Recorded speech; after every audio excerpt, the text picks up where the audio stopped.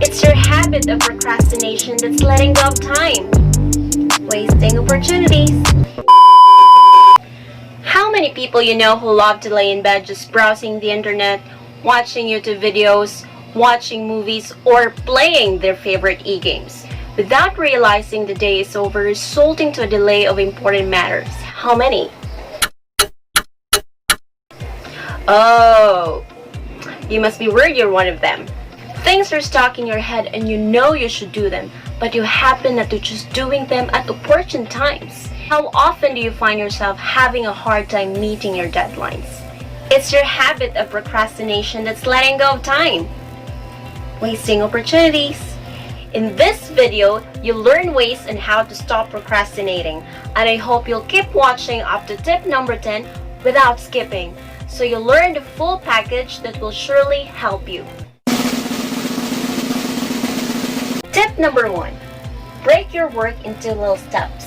One of the reasons why you procrastinate is because subconsciously you find your work too overwhelming.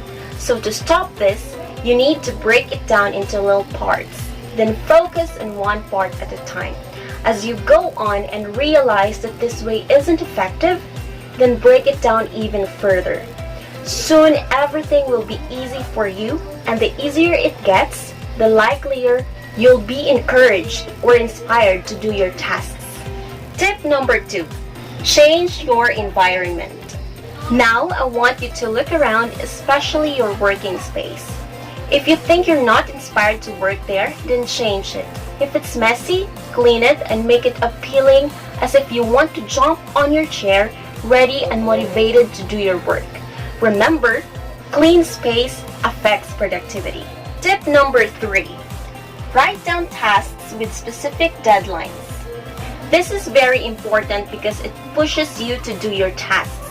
For example, you have daily tasks and you really finish them on that day because you don't want your other tasks on the next day be jeopardized. This is very good because it creates urgency to act. Tip number 4. Eliminate distractions. Identify all the things that hinder you to do your tasks.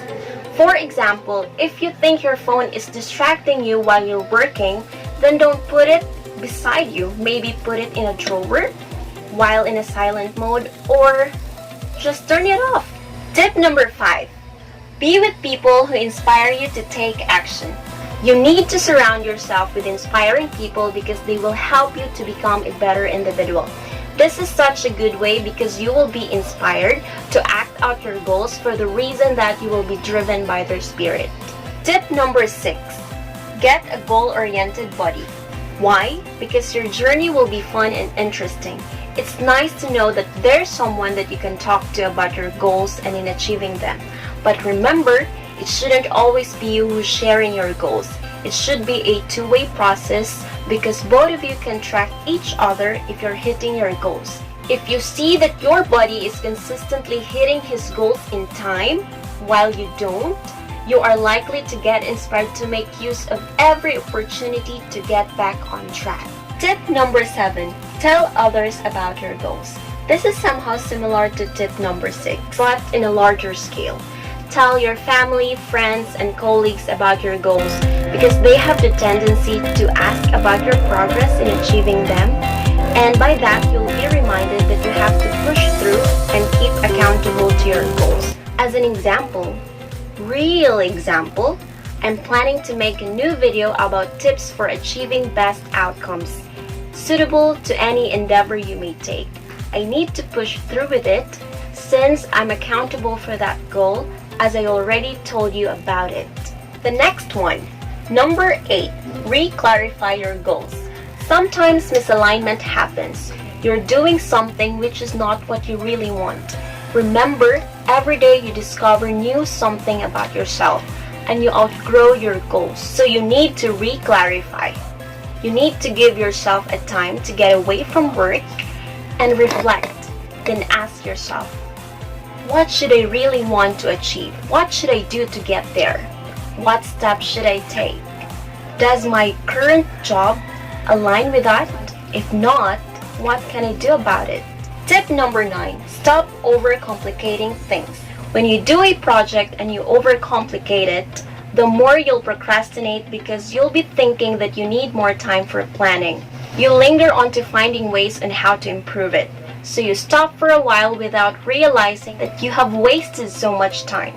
So to stop this, you need to be conscious of your perfectionist tendencies and manage them accordingly.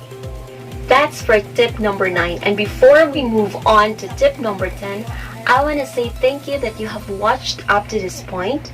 So, tip number 10, get a grip and just do it. Once you're done with your planning, you have to take an action at the very soonest time.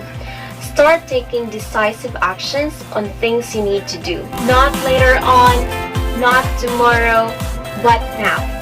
Never mind the thought of making a mess out of your plan by executing your plan urgently.